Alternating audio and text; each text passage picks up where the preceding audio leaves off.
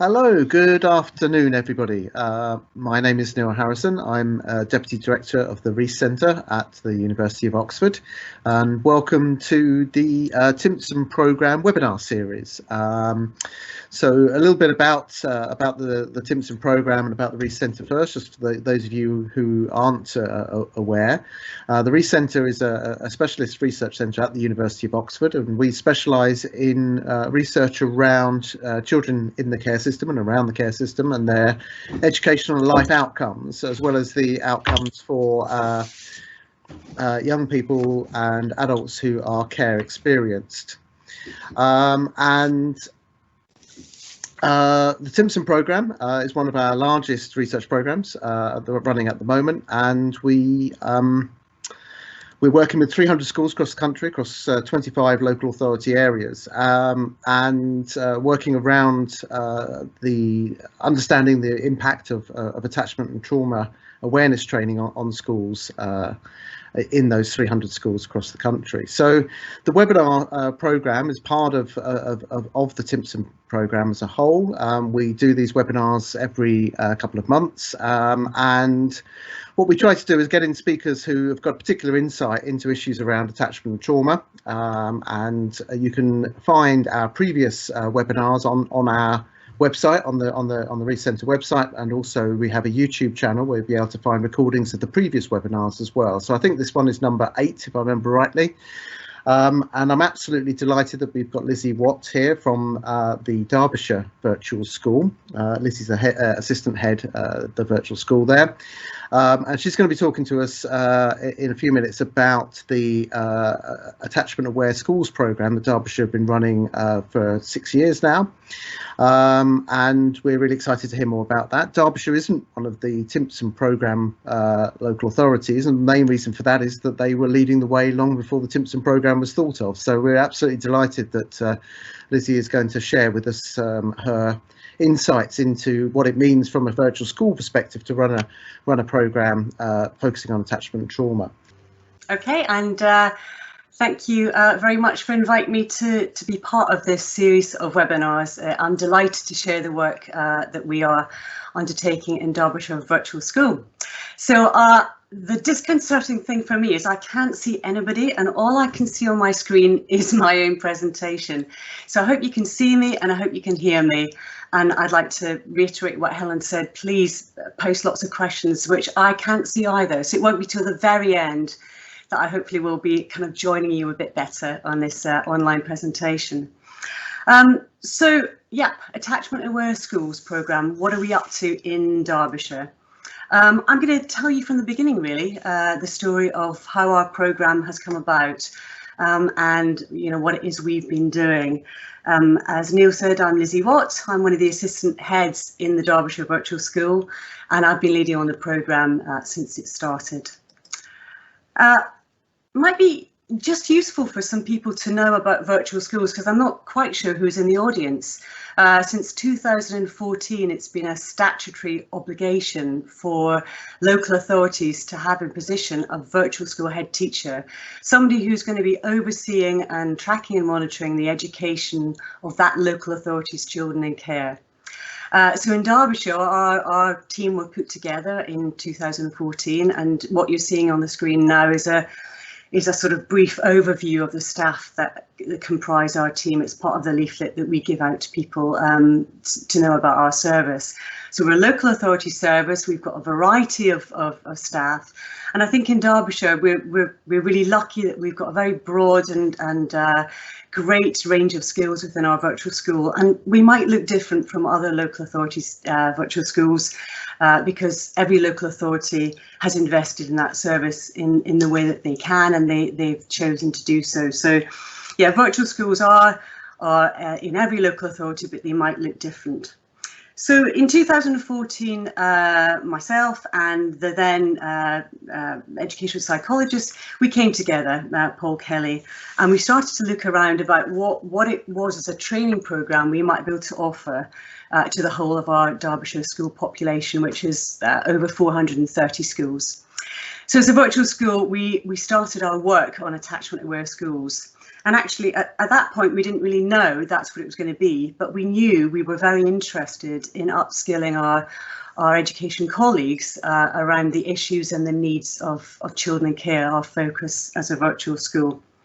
So in this presentation, we're going to look a little bit more at how that all came about and the kind of rationale behind why we went for attachment aware schools as our main kind of training program, our main development program with our school population.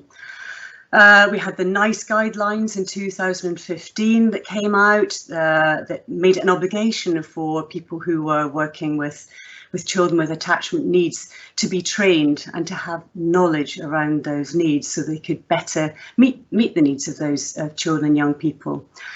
We were also, very influenced by other research going on from the Reese Centre, from York University, from other places around the country, and particularly the work that was going on at Bath Spa University, that were looking at the impacts that could be demonstrated when people were better aware of attachment theory, trauma-informed practice. We were also looking at the doctoral research that my colleague Paul had put together when he was doing his educational psychology research, and around the impact that it was having, particularly in Derbyshire schools, when staff were better equipped in terms of their knowledge around attachment theory and then practice. And then I was undertaking some consultation with our school colleagues, teachers, teaching assistants, head teachers, and looking at actually where did they feel they had got any pre-existing knowledge around attachment and child development, and actually the lack actually that people felt that they had in their initial either PGCs or initial teacher training, because of the amount that goes on in those courses. Actually, there's sometimes not enough time given, it was felt, to child development, attachment, etc.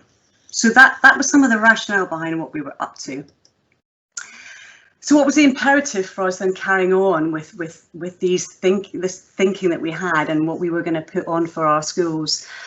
And we go back to the reason for the existence, I think, of virtual schools, because one of our core functions is to innovate around the systems that we offer educationally and other for children in care. And that's my particular role in the virtual school. It's forward facing to those professionals who work with children in care, so in schools, but also in fostering, in social work, etc., etc. But we chose to focus this programme particularly on our education colleagues and our schools within Derbyshire, because we're a very large population. Obviously, the imperative for the programme is largely about equality. Not going to have time to go into it here, but we know the statistics around the poor sometimes opportunities there are for children in care, the poor outcomes because of their early life experience, and that sometimes their educational journey doesn't set them up in the best way for their future life. So we felt that this could have quite a major impact on that if we started a programme as such. Again, talking about NICE guidelines, that really gave us another kind of really strong strand of thinking about why we were doing the work. And also we were joining into a national momentum, I think. Neil very kindly said we'd been going for quite a long time, but actually other local authorities had too. And I'd been doing some research and visited some other local authorities about the programmes they were putting on. So our thinking was very much informed by what was going on already around the country and how we could build on that good work that was already happening. Serendipity also, I think, was the new Ofsted framework, which was giving schools a bit more license to think about that emotional well-being that was going on. And it was also about thinking about what was the whole positive experience that could be given in a learning setting. And actually, they stated that you couldn't be good or outstanding without these qualities. Relationships amongst pupils and staff reflect a positive and respectful culture. How do schools create that? Where's that going to come from? So again, we were thinking about this when we were pulling together our programme.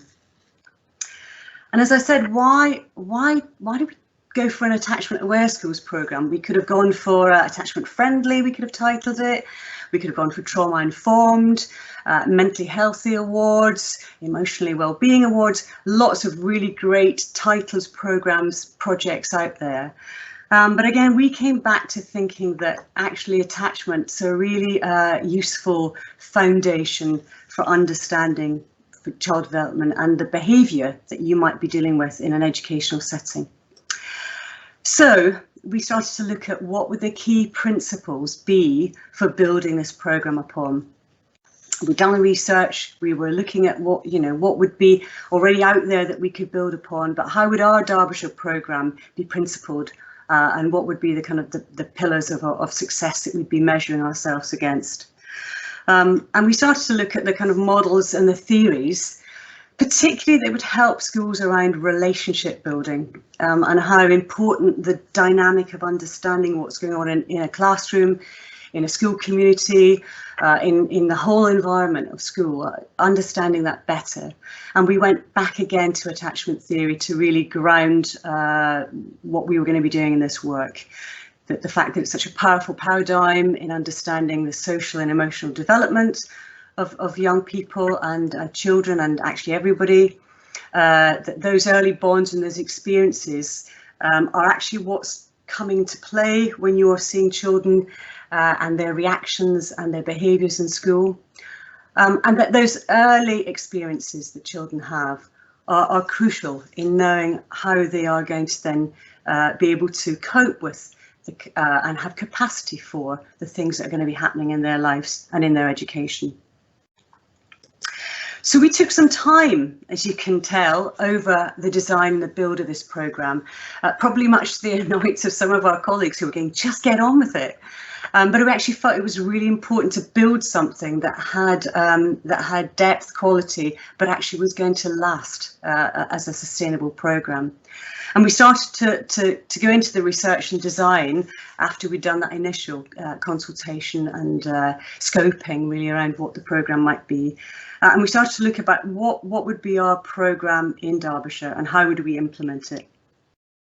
So what would those components be? You know, what would be the important things to make sure we're in this programme that we were putting together? So what we talked about was initially we wanted to kind of reinvigorate people's thinking about pedagogy and about classroom practice, particularly in the area of working with what we might term, and it's a loose term, isn't it, vulnerable learners, but actually some of those things that young people might be struggling with because of an early attachment or need or things that have gone on in their life that have been traumatic events, and how they might be impacting onwards through the school life. As I say, we wanted a very strong component of the programme to be looking at attachment theory, but attachment as a universal continuum in everybody's life, not necessarily something that we were just going to be training people up to diagnose or medicalise within schools, but that idea that it was important for everybody's human development, how their early bonds had been formed and what impact that was having. We weren't creating a training package or a toolkit. We were very much thinking that this was not about telling people what to do. It was about giving them a space to bring theory into practice and to apply that in a bespoke way for their own schools and settings. How can you possibly come up with something that will work across all ages and all stages and for all particular needs of children? We wanted to make sure that the practitioners who were working with us on the programme really had the chance to develop something for their own settings. We also were hoping that within the programme, people would have a chance to review school policies and systems, and that is actually what has happened, and we'll look at that a little bit later in the presentation.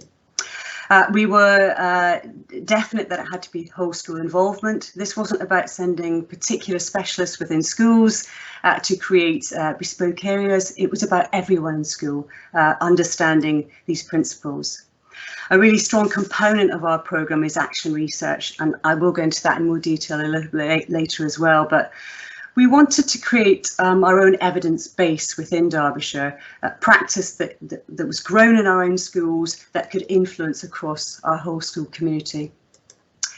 And out of the programme, we were wanting to create a network of schools who became hubs of excellent practice. As I've said, as a little virtual school that we are, we had ambition, but we knew we probably weren't going to get to all 430 schools that quickly.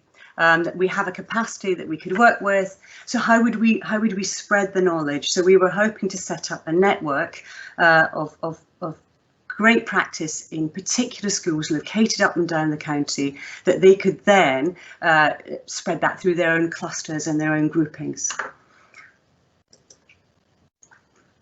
And actually, at the heart of what we were doing is we were encouraging our colleagues in schools to be as curious as they could be about young people. We know they are, but we wanted to really push forward in that curiosity and that understanding about the whole person, not just the student in the school hours, but that whole child, that whole young person that comes into your setting.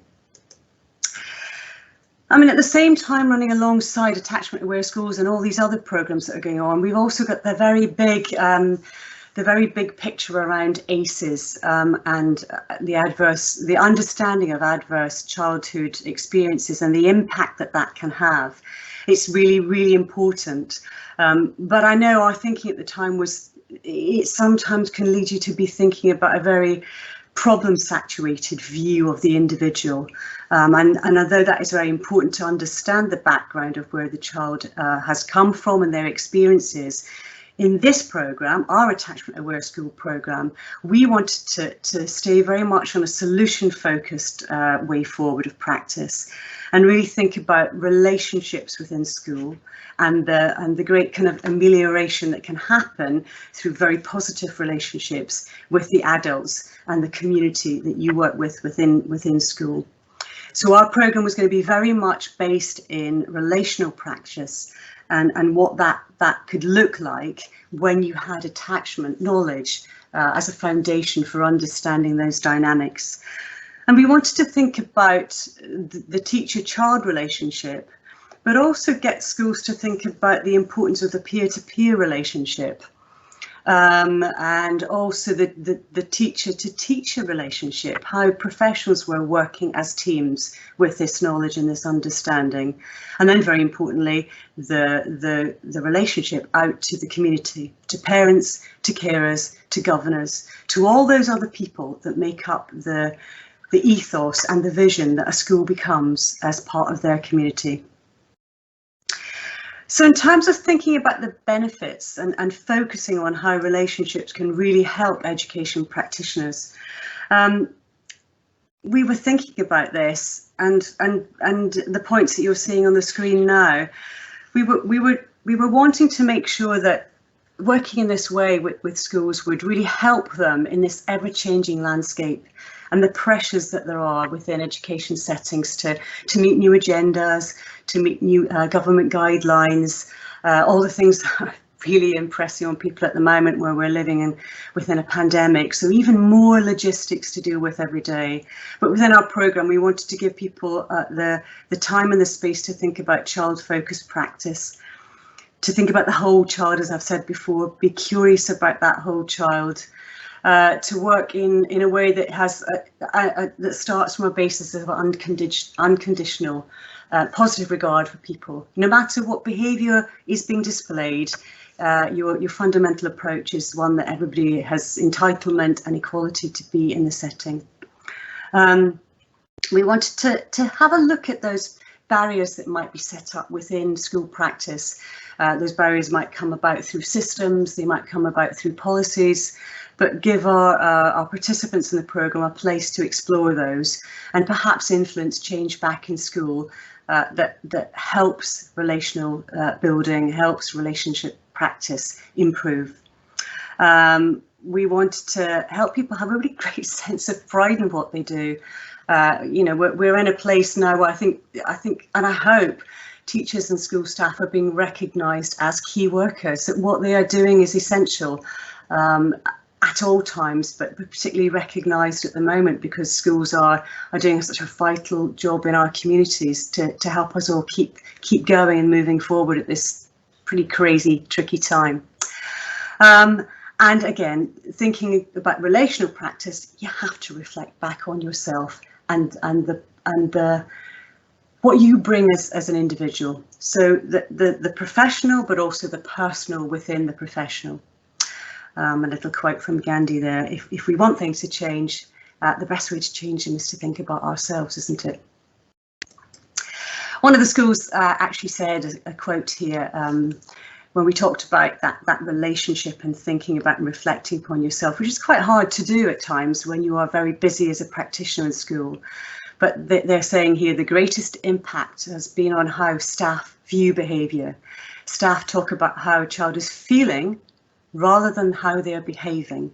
So we spend a lot of time thinking about behaviour in school, but this change in language around thinking about how they're feeling, and then that sits behind behaviour, rather than just seeing the behaviour first.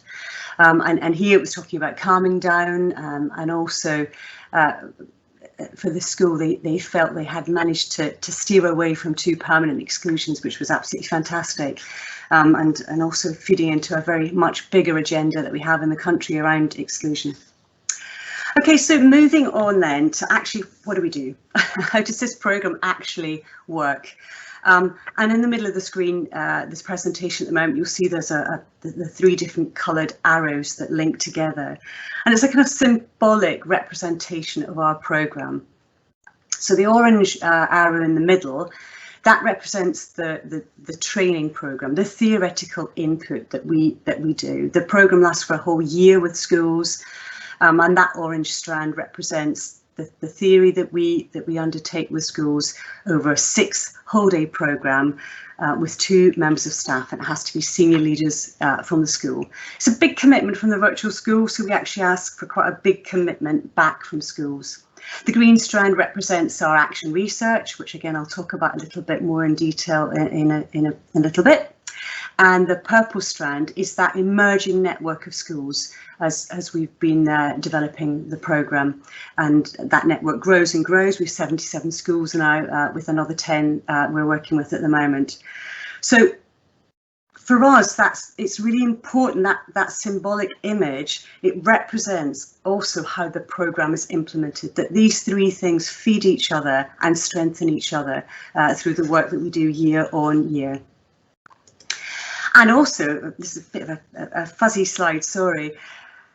What we're doing is, I think we're taking schools to a place where they can really go into the why are we doing what we're doing. We spend a lot of time in education, don't we, doing the what, the delivery of curriculum, the work in the classroom, the delivery of timetable and content.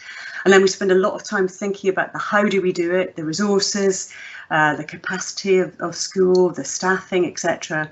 But actually we probably spend, or we don't give ourselves the time to spend thinking really about why.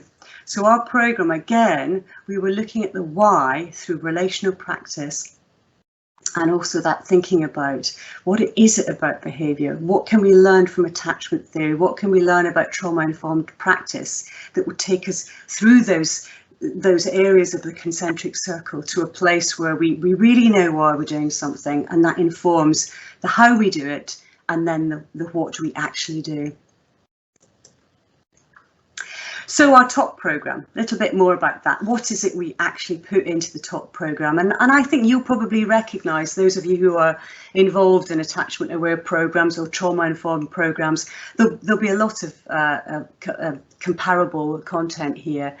And I've just sort of given you a list. We very much look at relationships in education. You'll have heard me talk about that already quite a lot and how important that is. We look at attachment theory, we look at trauma, we very much look at exploring human behaviour, and all of that is matched up to us covering looking at the neuroscience that we know has really helped us understand even more about how experience and the quality of the learning environment really also helps the growth of the brain and the engagement of the young person in that learning experience.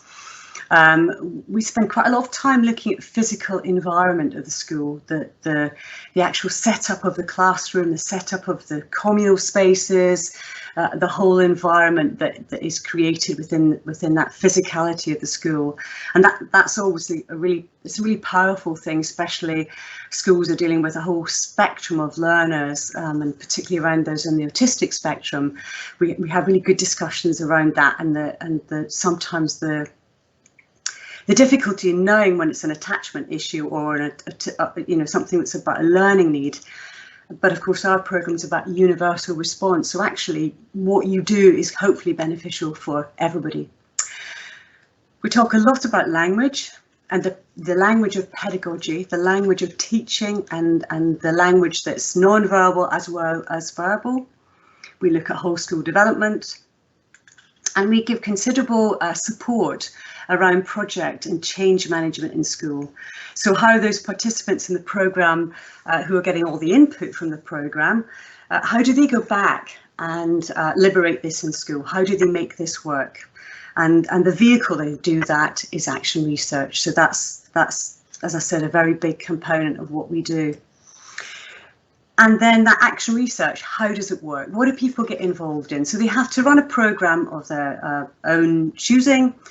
We support them with that. We train them up on how to do action research, and then they undertake that project throughout the year within their school.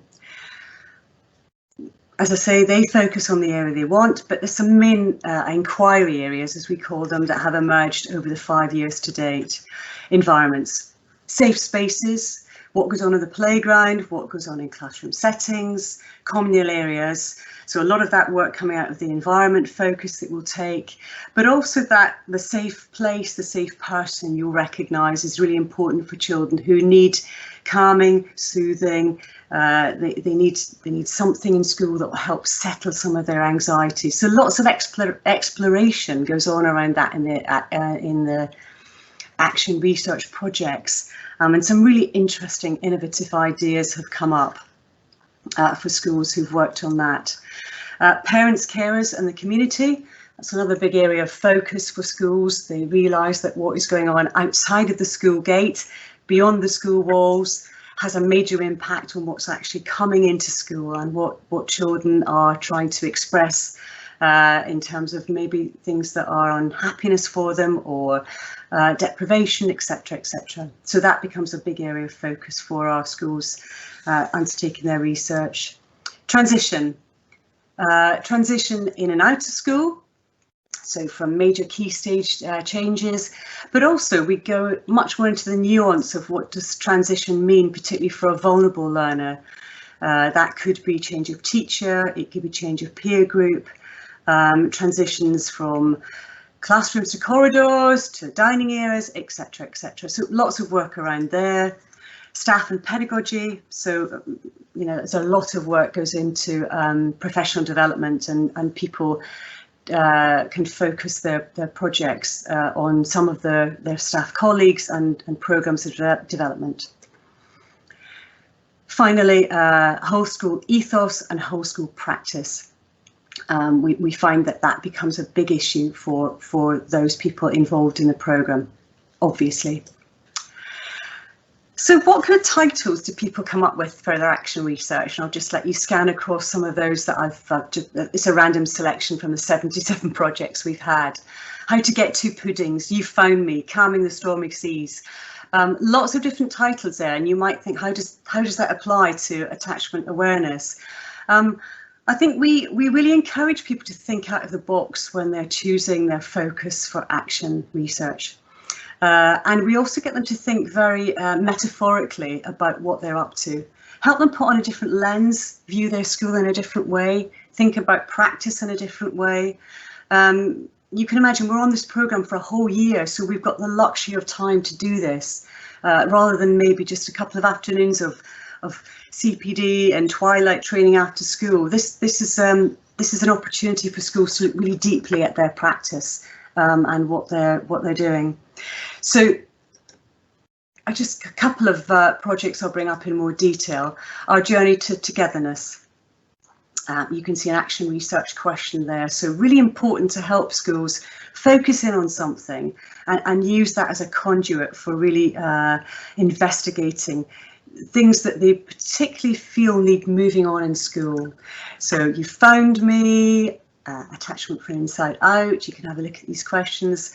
For example, the final one, how many peas in a pod? That's a description really of the creation of a new safe community room within school that was going to be used by lots of different practitioners in school, the teachers, the students, the parents in the community, a place where lots of discussions could go on. But the actual research that particularly went on in that room was about social and emotional well-being and how that would affect readiness to learn. Yeah, fascinating project. So the final component of that 3-hour diagram is the purple strand, and that's creating this network of practitioners across our whole county. And the photo you can see there is at the end of the year, the programme each year we have a conference which we invite people to regionally to come and share the work, but also across we also invite people who are not in attachment aware to come and share with us this programme and its results at the end of the year. And we try our best to support the schools that have graduated from the programme. So we run a development programme that has some training events, it has some networking events, so that those schools can be mutually supporting, mutually challenging actually, in terms of practice as schools develop and things happen over time. It's about making this sustainable. Again, as I say, as a virtual school, we're putting in considerable resource and energy into this programme. So we need to make sure that it's going to have long-lasting impact for the children that we want to improve the outcomes for. So how do we actually know what's going on and what's made this programme continue for the 6 years that it has? So we run a quantitative piece of research centrally from the virtual school, which is a short questionnaire that we ask everybody who's involved in the programme to undertake across their whole school. And those 5 questions are then analysed, and I've put together just some tables to show you, so we can drill into it. And I've just put up here some head teacher responses that have combined some of the results that we've had from questionnaires. So we've got head teachers there who show the most improvement on overall community attachment awareness. That's what we'd hope. The teachers who've responded tend to see improvements on all areas, as you'd see there from those 5 questions. I think you'll be able to see this presentation afterwards. You'll be able to look in more detail at the kind of things we ask. Teaching assistants and other support staff around school. So we drill into it in different ways to see where are the impacts and who reports what impact. So we're seeing where the ripples go in the school in terms of what's going on in the whole school community. Just a table here of the kind of numbers of people that we've worked with over the 5 years. So we've got 77 schools who've now been through the programme. That amounts to 35,000 children in those schools. So that's kind of quite a fantastic figure to say that we might have had impact across all of those young people because their schools will have changed hopefully and will have improved over that time. And that questionnaire that you've just seen, we've had 2,137 respondents. So we've had a really good measure of the programme as we go through it each year. We also do lots of quantitative data returns on the programme. So again, it helps us chart the impact year on year. We do audit visits to the school during and after the programme. So I tend to go in and visit. I will go in and do an audit, semi-structured interview, usually a couple of terms into the following year once the school has finished their programme, to see where it's going, how it's developing, how it's evolving, and to give some support and challenge there to make sure it's carrying on. Obviously we've got the results from all the action research projects, so that's an amazing library now and evidence base for schools to tap into. We ask each school to do a case study, and that's a kind of deep dive into part of their actual research. Again, it's encouraging them to go deeper into what they've found out and report back to us. So we've got good case studies from people. And then we ask them to produce a whole school narrative about what the school has been undertaking. And we call that a whole school profile. So lots of data gathered. Major themes that come out from all of that is they match back to the inquiry areas again: relationships across the community, social, emotional and mental well-being feature really strongly in what people are reporting thematically. Behaviour, attendance, exclusion, there are themes that people want to look at in more detail.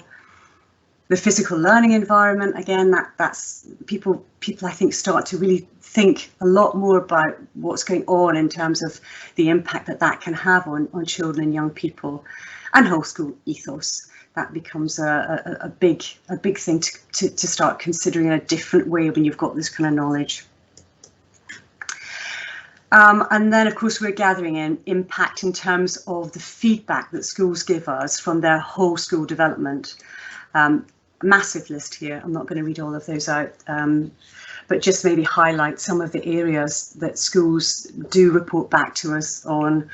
And that's that whole school development, how the whole school move forward with this knowledge, not always evenly, not always consistently, but spotting the pockets of change and then how they themselves influence other things in school. Lots of discussion about individual pupil progress, better attendance at school, better attainment within particular areas across the whole of the curriculum. That's really gratifying for us to hear that the programme's having that kind of impact. And the final point, which I think is crucial, is that better understanding of behaviour.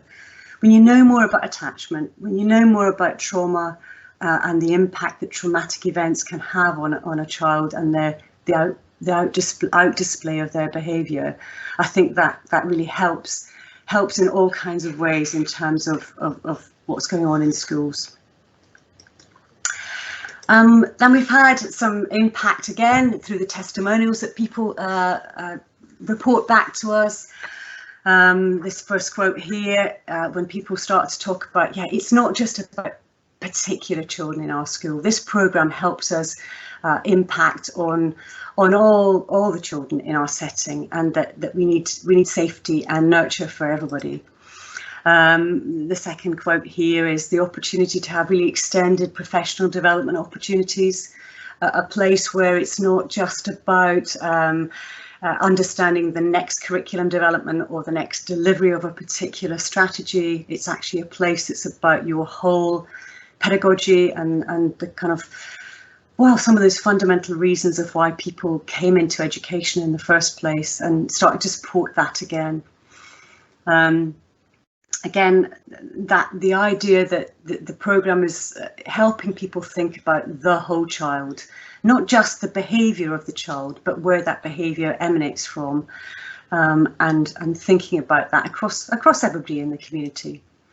And another piece of impact that somebody reported to us was that bringing of theory and practice together. And I think, again, that's the luxury really of I'm saying luxury, but it's what we afford people in terms of this programme that lasts for a whole year, that people can really reflect on things and really ask questions of themselves and of the practice that's undergoing in their school. Again, some more impacts here.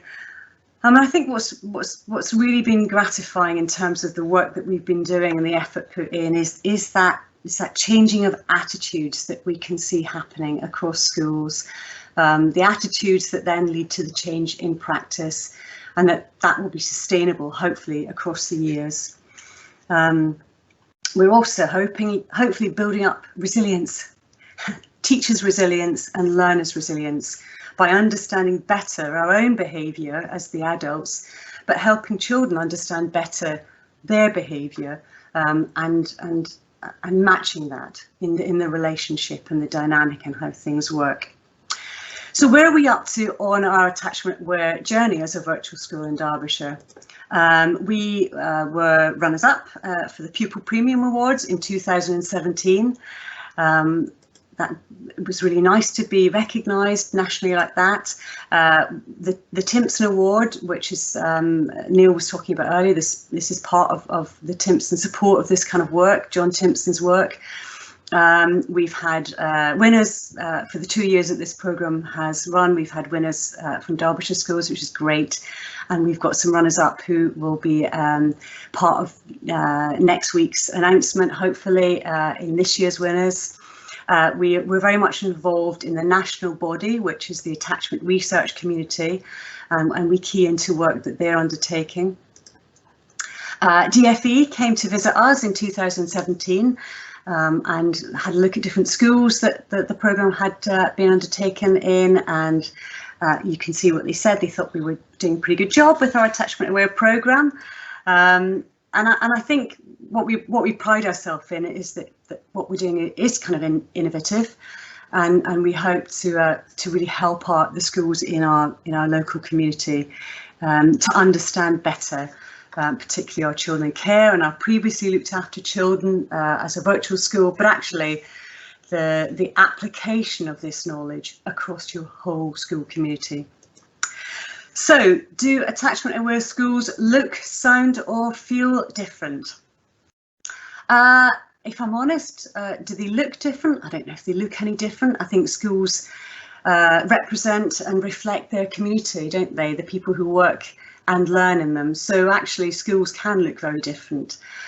I believe attachment aware schools might sound different because what I'm always being told by the schools who've been through the programme is that the before and after is very different. Schools feel calmer, the language is quieter. So I think the sound could be different and maybe the feel is different. And I have to ask the staff and the students there. And I think that's what is lovely when you talk to young people and children who attend those schools, that they report it's different, that their teachers might be a bit different, that the way they feel about their school is different.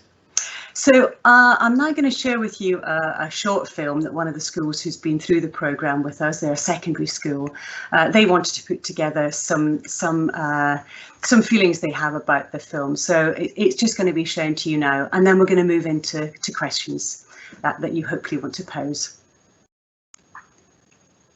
Ormiston Ilkeston Enterprise Academy. My tears look after me and they make me happy with working.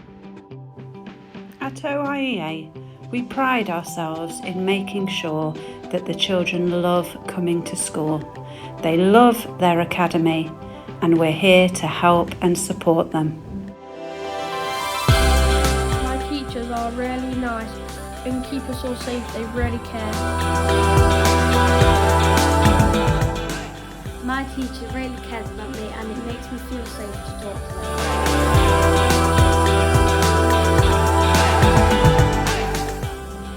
We started our journey to become an attachment-aware school in 2016 with the support of the virtual school.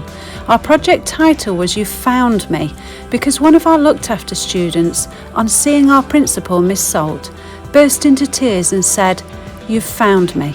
Little did we know that Miss Salt was at her previous school. We wanted all of our children to feel as special in our school as she did at that moment. The virtual school gave us the opportunity to undertake action research in order to investigate whether an increased awareness of attachment needs reduced the number and escalation of incidents with children. We revised our behaviour policy, which is now underpinned by attachment theory. A working party was set up, and all staff undertook professional development in order to equip them with the strategies for co-regulation and emotion coaching. Through our new staff induction programme, we ensure all training is available to all staff regardless of their role. Even COVID-19 did not stop our work. Individual wellbeing calls, garden meetings and window visits all took place, and we also continue to provide professional development. Our school has changed forever, and we are still on our journey. Thank you, Virtual School, for the training you've provided to our teachers. It makes us feel even more a part of our school and the wider community. We are so proud of our teachers and how they've helped the vulnerable students. Thank you very much, Lizzie. Thank you very much for that talk, and thank you for showing us that video as well. We've got a number of questions already waiting to come in, but quite a lot of questions to get through. So I'm going to rattle straight into those. One of the first ones we've got is from Rachel, and it's, how do you support schools to come up with action research projects? Is there individual support for the schools, or is it a training session that supports that? It's a bit of both. Am I able to be heard? Just checking. Yeah, it's a bit of both actually, Rachel. It's very much part of the top part of the programme that we give action research help and training. We also have a research associate that helps us with that programme, and Sarah, who's been working with us over the programme, goes out and does visits in school. So she has some capacity to go and visit the school throughout the year. As well as myself going out to support the schools. So yeah, we do train schools and support them throughout the year of the programme. And one of the earlier questions was about whether there's a particular model of action research that you use. No, it's just our own. we really work with the schools to help them come up with their own bespoke way of undertaking the action research. So it's manageable. And it's achievable in the time scale. So that's the challenge, of course, with action research. We often talk about it being like a squid or an octopus. It kind of gets really huge and then it kind of sucks back in, and again it gets huge. So our process with them is always to try and focus down and really think about that research question being the eye of the needle, and trying to get it really focused in on that for the school to make sure they can measure something in the time that they're working with us. And Joe, and I think a couple of other people have asked how many schools you have in per year. Have you got an upper limit in terms of the number of schools that you can deal with in any one year? I think you got 10 on for this year, if I remember rightly. Is that normal? That's a bit less than normal. I mean, actually, we normally work with a cohort around 15. And again, that's to do with the quality of experience we want schools to have. We don't want them to be in such a large group that they can't become their own. We talk about creating community of inquiry so that they themselves become peer trainers on the programme and support each other. So we normally work with around 15. This year, actually, our virtual school capacity has been dropped a little bit in terms of our staffing. So that's why it's a lesser number. We actually ask schools to apply to be on this programme. So there's always many more can be on than we can work with. Again, that's where the network comes into being, because they're supporting other schools that haven't been able to get on the programme but can still learn from schools who have. It's a really different programme this year, actually, Neil, because it's all online. So I'm remodelling and growing it as we go. I think I said that in the presentation, that it does change each year. We try and grow it with the people who are in the room. If we're talking about the dynamics of relationship, then you've got to work with the people who are there with you each year. So yeah. And in terms of the network of schools, what do you do in terms of maintaining? Is there any follow-up training after the initial year, or are there any other interactions that you have with them, or is it just that they sort of network within themselves? Do you keep that alive, I guess? Yeah, that's where I feel like I'm in a circus and it's a bit of a plate spinning act, you know, because actually it's a lot to keep going, and but that's my mission, is that we do keep that going. So what we do is we have a yearly conference that all the attachment aware schools are invited to, and that's sharing the current year's action research. So they're all invited to that. Then I try and run another couple of whole day events, usually for the lead practitioners in each school. So the people who've been on the programme, to extend their knowledge further and support them in that journey. And then we run another developmental day, which is for new staff to school, because obviously schools, you know, that the teaching staff, the support staff, the community changes. So it's about trying to make sure that everybody is upskilled as the years pass by. There is a danger that the gains sort of drift backwards over time, isn't there? And that's something we hear from schools quite a lot. Is we made a lot of progress very quickly, but it's harder to maintain that over time. And I think that the network and the conferences must really help with that, keeping the program moving forwards. Yeah, absolutely. Keeping it high up in the profile of the school, because schools are incredibly busy communities with so many initiatives coming in. And so many priorities, and it's how to actually keep saying this is underpinning everything. This is not just a pocket of practice that's about just knowing about attachment theory. This is your underpinning theory actually for child development, and that's what we're doing through education, aren't we? We're developing young people. No, absolutely. So I've got a question in from Ian, and he's interested to know whether you find any difference in take up between primary and secondary schools. And of course, the video we just saw was from a secondary school, but presumably just on weight of numbers, the majority of the schools in the programme are primary schools. Yeah, actually, you're right. I think it's often perceived as being easier for a primary school because of the way they logistically are set up as a school. In terms of that, relationship building, the class teacher with their class. But we work really hard with our secondary school partners and have had really good success. So in the programme, out of the 10 schools that I'm working with this time, 4 of them are secondary. So that's a quite high percentage of secondary schools. And I know there's great interest from our secondary practitioners up and down the county. It is again just to do with their capacity to release staff, because our selection criteria are, we ask for quite a lot of commitment from schools, because it's a big undertaking for us as a virtual school putting the programme on. So we need to make sure it's going to be properly resourced from the school's point of view as well. So I think that is a challenge, Ian, and it's about good communication with secondary schools so they understand what the benefits are of being on the programme.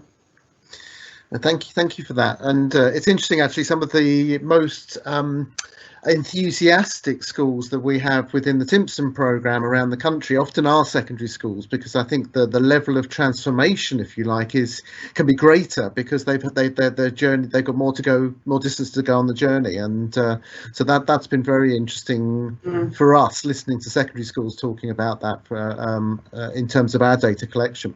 I've got 2 linked questions which actually fit in quite nicely with what you were just saying. The first is about how difficult is it to get schools to commit to the 6 days of training, and the other one is about has there been a reduction in what the person calls leadership bandwidth in terms of getting buy-in from schools during the COVID period. So both of these questions are effectively about buy-in, one about COVID, one about more generally the 6 days of training.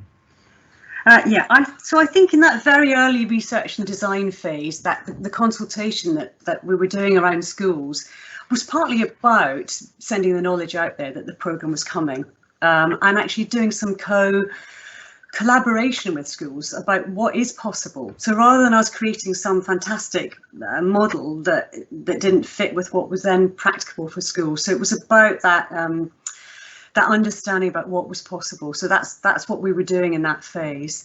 As I say, we asked schools to apply for the programme, and it is a selection programme. So there's an application form that people have to fill in, and it's about quality and enthusiasm at that point for schools. So I think because it's built its own momentum, we now have lots of schools who want to apply, and schools who have to apply maybe more than once over different year groups to actually get a place on the programme. During COVID, well, actually, because of the way that we run the year, actually, we'd already selected our schools when all this circumstance came about, and we did try. We'd sadly actually lose one school because they just didn't feel, on top of everything else they were dealing with, they could undertake the programme. So we would have been 11, but we now are magnificent 10. I'm conscious of time moving on. I've got 2 more questions that I want to cover just before we wrap up. So the first one is about the other benefits outside of the children in care cohort, and have there been identifiable improvements in attendance or results, or maybe again exclusions or other outcomes for children that are sort of measurable and identifiable outside of the care cohort itself? Oh, absolutely. I mean, you know, we talk about the programme is called Attachment Aware Schools, but the subheading is a safe and nurturing learning community. We could flip those around, because really that's what we're doing. It's about the whole community, and that's very much part of the whole kind of drive of the programme, is that because as a virtual school, our focus is those children who are particularly in our care as a service. But actually, this is a universal need. You know, attachment is not something that is just about children who have been detached from family. It's about every child, and every child goes through you know, wobbly times in their learning. You know, it could be a parental difficulty at home. We're all within a pandemic, a completely unusual traumatic situation. So lots of children vulnerable in their ability to progress happily in their learning. So that's where, again, coming back to relationships and understanding the impact of the relationship has been crucial. So schools individually report on things. We haven't had the capacity to do a massive quantitative data research piece of work across all the cohorts. We've had various partners come in and do some research, but yeah, that would be something I'd absolutely love to do, is to do some more research across that whole cohort of schools. And presumably within that, the cohort of children in need, you know, which is 2 or 3 times the size of the care cohort, is obviously going to be benefiting from that as well. And final question then, from Claire. This is one that came in earlier, but I wanted to leave it till the last one, which is about how you might be linking with other virtual schools in terms of rolling out this practice, and are you sort of spreading the love in that respect? Yeah, we've had quite a lot of virtual schools actually even come and visit, and really happy to talk to other virtual schools about the programme, how we do it. You know, so that, yeah, I'm very happy for people to get in touch, to share what we're doing. That's why today's been a great opportunity to get to a wider audience. But I join up with ARC, the national body. I join up with Neil at the Reese Centre. And yes, we do invite people to that national conference. That we've had other virtual schools come and attend our conference with us. So yes, we're absolutely happy to share. Yeah. And I just to say, Lizzie and I first met at the ARC conference last year, and so that was again a really good opportunity for sharing these ideas and practices and so on, and to be able to see what other people are doing. So if you aren't currently linked in with ARC, then I very much strongly recommend that in terms of finding out what other virtual schools or indeed other physical schools are doing. So I'm conscious that we've hit the end of our time. In fact, we've run over a little bit, but we had a few technical hitches, so I thought it was worth running for a couple more minutes. All that really remains for me to do is to say thank you so much to Lizzie for joining us today. I found that absolutely fascinating, absolutely inspiring work that's been going on in Derbyshire. I hope that people listening in found it useful as well. And hopefully it will give you the impetus and the background and the thinking and so on to be able to implement something similar or to innovate work that's already going on in your own area or in your own school. So thank you very much indeed, Lizzie. Thank you very much everyone for who's joined us today. I think we've got nearly 100 people who've joined the webinar, so that's fantastic. And as I say, we've been recording this, and this recording will be available on our website at the Reese Centre shortly, and also via our YouTube channel as well. So if you do want to go back and check anything, or if you want to share it with colleagues, you're obviously very welcome to do so. So thank you very much indeed, Lizzie. Thank you very much everyone attending. Thanks Helen for being our producer today, and I will say good night and wish you a good evening. Thank you.